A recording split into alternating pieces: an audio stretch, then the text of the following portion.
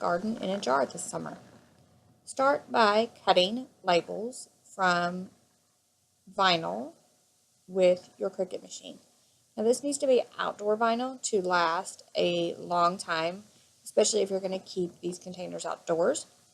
But they could also get wet indoors given that there are plants inside, so I would recommend outdoor vinyl either way. Cut your labels with your Cricut machine. You can find the file for these labels on the countrysheetcottage.net. Once you cut them from the outdoor vinyl, you will need to weed all excess. This includes all the excess around, as well as the centers of any letters. Weeding tools make this a lot easier, but they are definitely not required. You just want to be sure to get all those excess pieces off of your herb labels before you apply them to the jar. Now, you're going to want to apply this vinyl to a clean jar. So be sure that your jars are clean. I would recommend cleaning them with rubbing alcohol before applying your vinyl. When you're ready to apply the vinyl, use a piece of transfer tape to remove the label from the backing paper on the vinyl. Just be sure to rub really well so that it comes off cleanly, and then you're going to apply to a clean jar.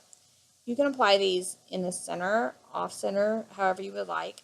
I do like them running vertically instead of horizontally, but that choice is up to you as well. Apply with the transfer tape and then remove. Repeat for as many jars as you would like. Then to complete your garden in a jar, just add rocks to the bottom of each jar for drainage. And then we're going to add our dirt and our plants. Now you can start seeds in these jars if you would like. So use a good starter mix if you're going to start the seeds in the jars. Fill them up with the potting soil and then add in a variety of herb seeds. This is a great project for kids to see where their food comes from. Plant the seeds, water well, continue to water, and watch your herbs grow. The kids will love this project for a great summer activity.